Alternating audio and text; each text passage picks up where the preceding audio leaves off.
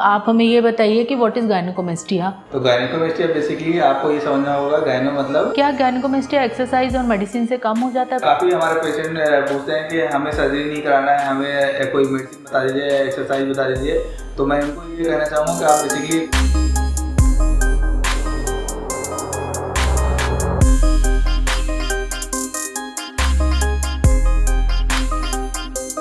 Hello everyone, कैसे हैं आप सभी लोग? आई होप आप सभी बहुत अच्छे होंगे। तो आज हमारे साथ हैं doctor Vivek Ambedkar, plastic and cosmetic surgeon. तो आज हम अपने पॉडकास्ट में सर से कुछ क्वेश्चन करेंगे अबाउट गायनेकोमेस्टिया। तो वेलकम बैक टू सर।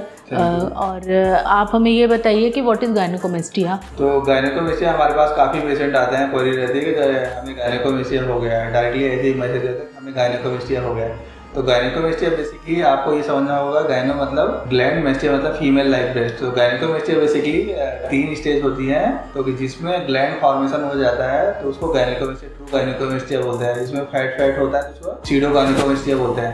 तो बेसिकली जो गायनेकोमेस्टिया होता है, एक प्यूबर्टल होता है, एक 10 से लेकर 18 साल के बीच में होता है, एक एडोलेसेंट होता है, एक जो गायनेकोमेस्टिया होता है वो ओल्ड एज में होता है। तो जो प्यूबर्टल गायनेकोमेस्टिया होता है उसमें बेसिकली मदर का जो प्लेसेंटा का हार्मोन होता है एस्ट्रोजन, वो ट्रांसफर होता है, उसकी वजह से गायनेकोमेस्टिया ग्लैंड फॉर्मेशन हो जाता है। वो फिजियोलॉजिकल गायनेकोमेस्टिया होता है, तो उसमें कुछ करने की जरूरत नहीं होती है, वो अपने आप नॉर्मल हो जाता है। और एक होता है 10 से लेकर 18 साल के बीच में, जिसमें जो हार्मोन होता है एस्ट्रोजन वो काफ़ी बढ़ जाता है। और एस्ट्रोजन एक फीमेल हार्मोन होता है और एंड्रोजन एक मेल हार्मोन होता है। तो एस्ट्रोजन का लेवल काफ़ी हाई हो जाता है, तो उस कंडीशन में ग्लैंड फॉर्मेशन हो जाता है। उसके बाद 18 साल के बाद हार्मोन लेवल नॉर्मल भी आ जाए तो ग्लैंड वापस अपनी पोजीशन में नहीं जाती है, तो उस कंडीशन को गायनेकोमेस्टिया बोलते हैं। तो और एक होता है ओल्ड एज में, जो 50 to 60 ईयर ओल्ड एज में होता है, तो उस कंडीशन में एंड्रोजन लेवल, जो टेस्टोस्टेरोन लेवल होता है वो कम हो जाता है, तो उस कंडीशन में भी गायनेकोमेस्टिया होता है। तो सर आपने गायनेकोमेस्टिया के बारे में बताया, तो सर आप जैसे बहुत सारे गायनेकोमेस्टिया करते हैं, तो क्या गायनेकोमेस्टिया एक्सरसाइज और मेडिसिन से कम हो जाता है? पेशेंट की काफ़ी सारी क्वेरीज रहती है, तो आप इसको थोड़ा सा बताइए। काफ़ी हमारे पेशेंट पूछते हैं कि हमें सर्जरी नहीं कराना है, हमें कोई मेडिसिन बता दीजिए, एक्सरसाइज बता दीजिए।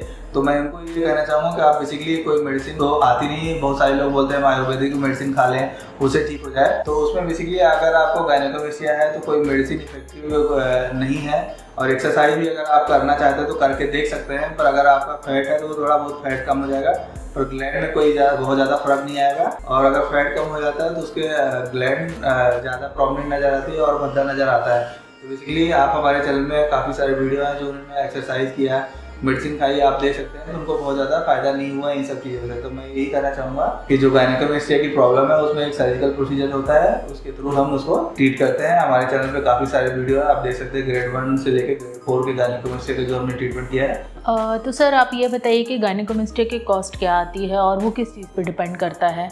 तो गायनेकोमेस्टिया की कॉस्ट डिपेंड करती है कि कौन सा ग्रेड है, बेसिकली ग्रेड 1, 2, 3 एंड 4। तो ग्रेड 1 में पफी निप्पल होता है, निप्पल के अराउंड ग्लैंड होता है, तो उसे ग्रेड 1 बोलते हैं।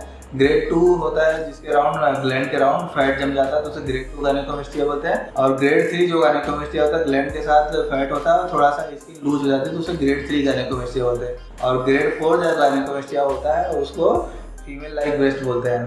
तो बेसिकली जो ग्रेड के अकॉर्डिंग हमने कॉस्ट को डिवाइड किया हुआ है, और किस सेटअप पे कर रहे हैं उसके ऊपर भी डिपेंड करता है, कौन से एनेस्थीसिया, जनरल एनेस्थीसिया या लोकल एनेस्थीसिया, वो उसके ऊपर भी कॉस्ट डिपेंड करता है। तो बेसिकली जो हम सर्जरी करते हैं हॉस्पिटल सेटअप पे करते हैं, प्रॉपर तरीके से मशीनें हमारे देखे होगा आपने यूट्यूब चैनल पे, और एनेस्थेटिस्ट रहते हैं, तो वो सारा चीज़ मॉनिटर करते हैं, सेफ्टी के साथ हम जो सर्जरी करते हैं। तो जो मोस्टली हमारा जो कॉस्ट आता है 30,000 से लेके 60-70,000 तक डिपेंड करता है कि कौन सा ग्रेड है। तो कॉस्ट मोस्टली इन्हीं चीज़ों पे डिपेंड करता है। तो आप फोटोग्राफ भेज के अपने चेस्ट का असेसमेंट ले सकते हैं। तो मोटा मोटा जो एवरेज होता है इन्हीं के बीच में रहता है कॉस्ट। तो सर अगर सर्जरी ना कराए पेशेंट तो क्या इफेक्ट होगा उस पर? देखिए, अगर सर्जरी नहीं कराते हैं तो अगर आप नॉर्मल लाइफ स्टाइल मॉडिफिकेशन है और कोई वेट गेन नहीं करते हैं तो उसमें फैट नहीं इकट्ठा होगा, तो स्टेटिक रहेगा। पर अगर आप टाइम के साथ ग्लैंड बढ़ती जाती है एस्ट्रोजन लेवल के कारण, तो उसमें ग्रेड 1 है आज तो ग्रेड 2 हो जाएगा, फिर ग्रेड 3 हो जाएगा, फिर ग्रेड 4 हो जाएगा। तो स्टेज उसी गायनेकोमेस्टिया की बढ़ती जाती है। तो सर आपने इतनी सारी इंक्वायरी दी, तो आप ये बताइए सर्जरी में आप क्या करते हैं? तो बेसिकली आप हमारे चैनल पे देख सकते हैं कि हम जो सर्जरी करते हैं उसमें लाइपोसक्शन करते हैं, हम ग्लैंड रिमूवल करते हैं। तो जो लाइपोसक्शन करते हैं उसमें चारों तरफ से जो फैट है उसको निकालते हैं, और ग्लैंड जो होता है उसको निकालते हैं, जिससे चेस्ट का प्रॉपर शेप देते हैं, मस्कुलाइन शेप देते हैं। तो आप हमारे इंस्टाग्राम चैनल पे भी जाके देख सकते हैं और यूट्यूब चैनल पे भी काफ़ी सारे रिजल्ट के वीडियो है, तो आप उसमें जाके आप हमारे जो रिजल्ट है उनको देख सकते हैं। जो सर्जरी कैसे करते हैं, एनेस्थीसिया कैसे देते हैं, हमारे चैनल पे आप प्रॉपर तरीके से देख सकते हैं। तो सर रिजल्ट की जो आप सर्जरी करते हैं उसकी रिकवरी कितने दिन में हो जाती है? आप एक मान के चलिए कि अगर आफ्टरनून में सर्जरी करते हो तो पेशेंट को नेक्स्ट डे डिस्चार्ज करते हैं। फर्स्ट 6 आवर में ज़्यादातर हीमोटोमा बनने का चांस रहता है, तो मैं अपने पेशेंट में देखता हूँ कि कहीं हीमोटोमा तो नहीं बना, तो वो देखने के बाद फिर पेशेंट की नेक्स्ट डे ड्रेसिंग करते हैं। उसके बाद देखते हैं कोई हीमोटोमा तो नहीं बना, फिर पेशेंट को नेक्स्ट डे डिस्चार्ज करते हैं। डिस्चार्ज के टाइम पेशेंट को नॉर्मल वॉक करना है और सारी एक्टिविटी अपनी जो प्रॉपर एक्टिविटी करते हैं वो सारी एक्टिविटी कर सकते हैं। कोई बेड रेस्ट की ज़रूरत नहीं है। इसमें आप एंटीबायोटिक लेना है, एनाल्जेसिक लेना है और गारमेंट पहन के रखना है 16 से 18 घंटे 1 मंथ तक। तो बेसिकली फर्स्ट 6 आवर में हीमोटोमा के ज़्यादा चांस रहते हैं, इसलिए गारमेंट पहन के रखना है और गारमेंट से सीरोमा बनने के चांस नहीं होता है। तो बेसिकली जो गायनेकोमेस्टिया ग्लैंड निकालते हैं, फैट निकालते हैं, उसके बीच में गैप हो जाता है, तो उसमें सीरोमा बनने के चांस रहते हैं।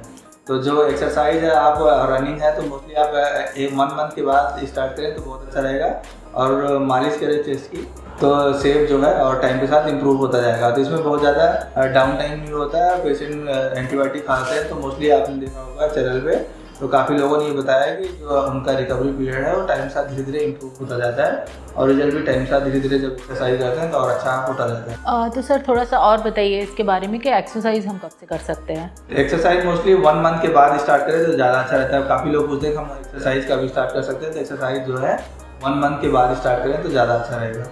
तो सर लास्ट क्वेश्चन मैं आपसे ये पूछना चाहती हूँ कि बहुत से लोगों की क्वेरीज ये रहती है कि एक बार अगर हमने गायनेकोमेस्टिया सर्जरी करा ली तो क्या वो रिपीट होगी या दोबारा हो सकता है? तो आप थोड़ा सा इसमें हमें बताइए कि कैसा क्या प्रोसीजर है, इसके बाद अगर होता है कि नहीं होता है। तो बेसिकली आप टॉपिक ये आता है कि काफ़ी लोग इसमें भी पूछ सके हैं कि हमें दोबारा हमने सर्जरी करा ली कि कहीं दोबारा गायनेकोमेस्टिया तो नहीं होगा। तो आपको पहली बात तो ये देखना पड़ेगा कि सर्जरी कौन कर रहा है। प्लास्टिक सर्जन जिनके पास काफ़ी एक्सपीरियंस है, काफ़ी गायनेकोमेस्टिया सर्जरी कर चुके हैं, तो अगर उनसे कराते हैं तो गायनेकोमेस्टिया होने के चांसेस काफ़ी मिनिमम रहेगा, ना के बराबर रहेगा मोस्टली, क्योंकि उसमें हम प्रॉपर तरीके से फैट रिमूवल करते हैं और ग्लैंड रिमूवल करते हैं। तो उसमें अगर ग्लैंड रिमूव कर दिया जाए प्रॉपर तरीके से तो उसमें दोबारा होने के चांस ना के बराबर रहेंगे। अगर मान लीजिए कोई अदर सर्जन करते हैं जो गायनेकोमेस्टिया नहीं करते हैं, जो MCH या DNB प्लास्टिक सर्जन नहीं है, अगर इन प्रॉपर तरीके से ग्लैंड रिमूवल किया जाए, फैट रिमूवल किया जाए और लंबे इंसिजन दिया जाए चेस्ट पे, तो उसमें एक गायनेकोमेस्टिया के साथ ही आपको स्कार की भी प्रॉब्लम हो जाएगी। तो उसमें रिवीजन गायनेकोमेस्टिया भी करना पड़ता है और स्कार रिवीजन भी करना पड़ता है। तो मोस्टली अगर प्रॉपर जो प्लास्टिक सर्जन, आपको ये भी देखना है कि कौन से सर्जरी कितने कर चुके हैं और कौन रेगुलर कर रहा है, उसके ऊपर भी रिजल्ट को डिपेंड करता है। तो आपको ये देखना पड़ेगा कि कौन से सर्जन है, किस हॉस्पिटल सेटअप हो रहा है, कौन से डॉक्टर हैं, एनेस्थीसिया वाले हैं कि नहीं है। तो प्रॉपर तरीके से जो सर्जरी की जाती है उसमें दोबारा होने के चांसेस ना के बराबर रहेंगे। तो सर आज आपने बहुत अच्छी हमको इन्फॉर्मेशन दी, और अगर आपको इससे रिलेटेड और क्वेश्चंस चाहिए तो आप कमेंट बॉक्स में कमेंट कर सकते हैं। और अगर आप कुछ भी मतलब अगर आपको और भी कोई क्वेरी हो तो आप कमेंट बॉक्स में कमेंट करें और चैनल को सब्सक्राइब करें, शेयर करें, लाइक करें। Thank you so much sir, बहुत अच्छा लगा और आपने हमें काफ़ी इन्फॉर्मेटिव चीज़ें बताई। Thank you so much for. तो हमारे पास काफ़ी क्वेरी रहती है गायनेकोमेस्टिया से रिलेटेड। अगर आप लोग की और कोई हो तो हम और भी जानकारी इससे रिलेटेड और देंगे। और हमारे चैनल में प्लेलिस्ट में जाके काफ़ी सारे वीडियो हैं, सर्जरी कैसे करते हैं, ग्लैंड रिमूवल, लाइपोसक्शन, रिजल्ट के वीडियोस हैं, आप देख सकते हैं। Okay friends, thank you so much for watching, और नेक्स्ट पार्ट हम बहुत जल्दी लेके आएंगे।